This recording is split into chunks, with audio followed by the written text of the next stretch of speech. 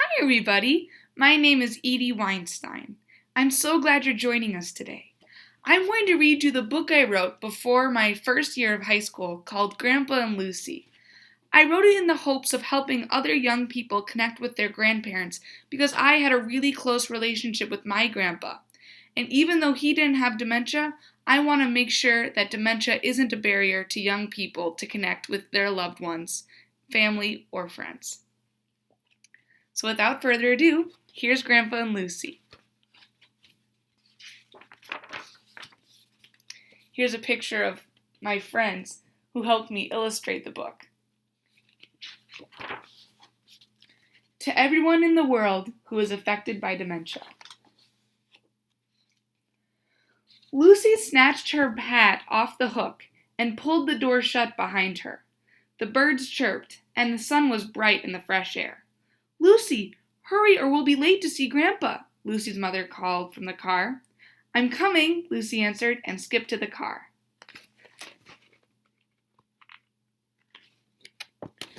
When they got to Grandpa's house, Lucy bounded out of the car and up to the front door. She rapped on the wood and bobbed up and down, excited to see her beloved Grandpa. Grandpa flung open the door and wrapped Lucy in a warm hug.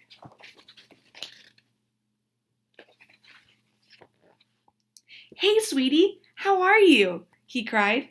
"Awesome," Lucy said happily. "What are we going to do today?"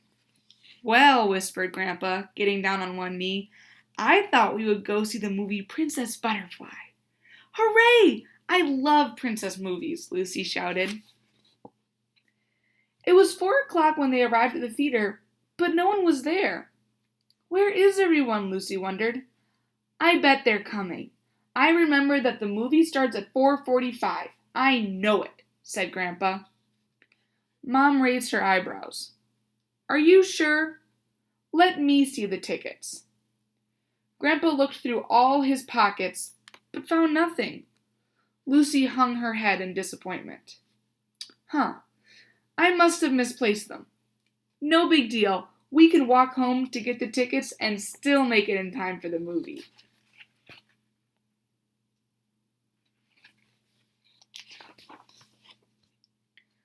Lucy and her mother looked through the entire house before they found the theater tickets crumpled under the couch. "But, Grandpa, these tickets say the movie was yesterday at 2:30, Lucy muttered.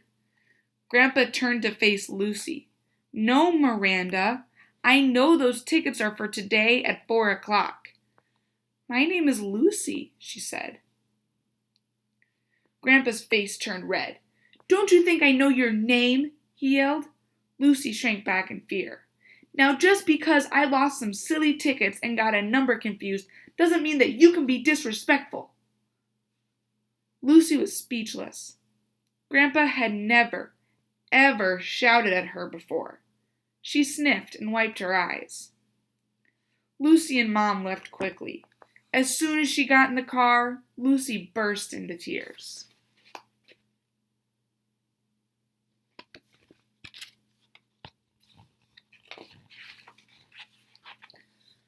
When they got home, Lucy crawled onto her mother's lap. "Why would Grandpa yell at me like that?" she asked her mother, who sighed. "Sweetie, we need to talk," Mom said. "Your grandpa has a kind of dementia called Alzheimer's disease. It's when certain parts of the brain stop remembering things like it's supposed to," she explained. "Then why did Grandpa yell at me?" Lucy was still confused.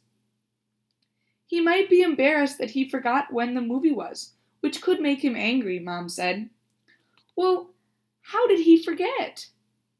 "He still remembers all of his old army stories. He told me one in the car," Lucy reminded her mother.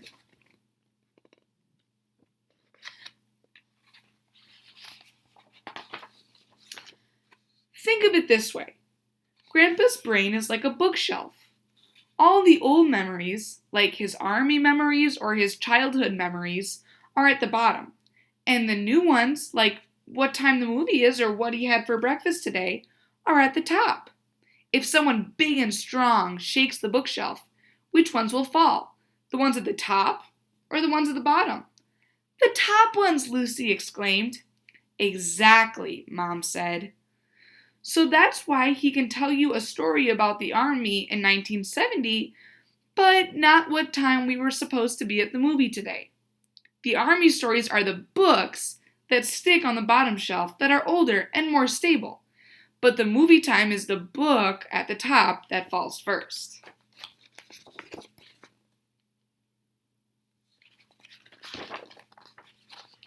The day's earlier events were beginning to make sense to Lucy, though something was still bothering her. But Mom, why did he call me Miranda? That's your name. It hurt my feelings. Doesn't he love me enough to know my own name? Lucy, of course he loves you. He just can't remember little things, like names or times, Mom said with a smile. It's also very important that you try not to tell Grandpa he's wrong. If he says something that's not true, just smile and be respectful. And if he calls you Miranda, just move on in the conversation. Ask him for another Army story if you'd like. The next day, Lucy went back to visit Grandpa. She nervously walked up to the door, but hesitated before she knocked. Glancing back one more time at her smiling mother, she finally banged on the door.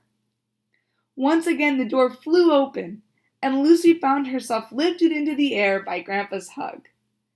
"How's my sweet pea Miranda?" Grandpa asked, ruffling her hair.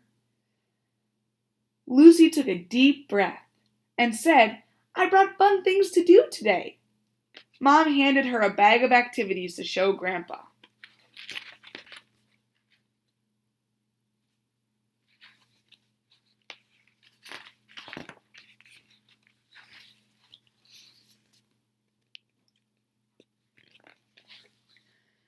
Going into the living room, Lucy pulled out an old photo album and remembered what her mother had told her.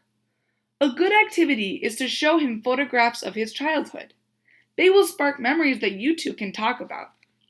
She flipped to a black and white picture of a house, and Grandpa smiled. That was my aunt's house. On her mantel was a jar that was full of blue sweets. Grandpa told Lucy all about his aunt. Lucy listened to his story with a smile. After looking at many photos and listening to the funny stories that went with each one, Lucy pulled the next activity from her bag, a CD player and a CD that Mom helped her to make. She pressed play, and Frank Sinatra's music began to waft through the living room. Right away, Grandpa stood up and started dancing with Lucy. She giggled as he swung her around the living room. She thought back to what her mother had said. Music he knew will spark some more stories. Just play him some Frank Sinatra.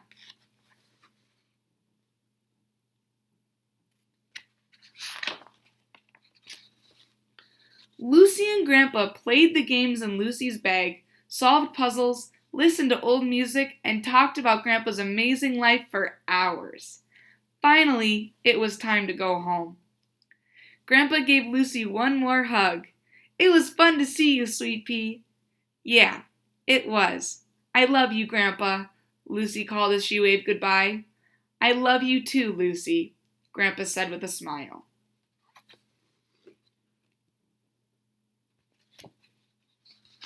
Afterward.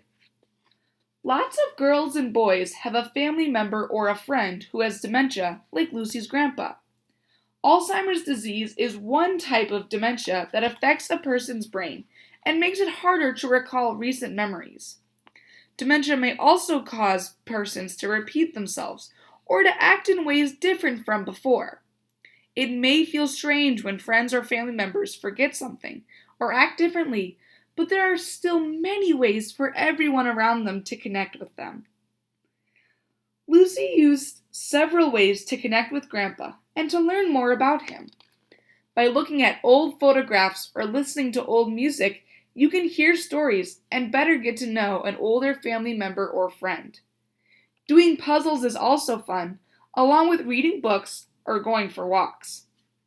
If people with dementia say something that's not true, it's better to change the subject or to agree with them than to tell them that they are wrong. People with dementia don't always remember they have a memory problem, so it might hurt their feelings if you correct them. Sometimes, dementia can change the way people act or feel, and arguing with them is not helpful. It can hurt their feelings and make things worse.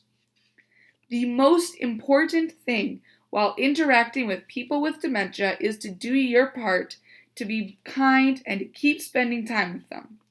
You'll probably learn something you didn't know about them. Lots of grandparents have cool stories you may not have heard before.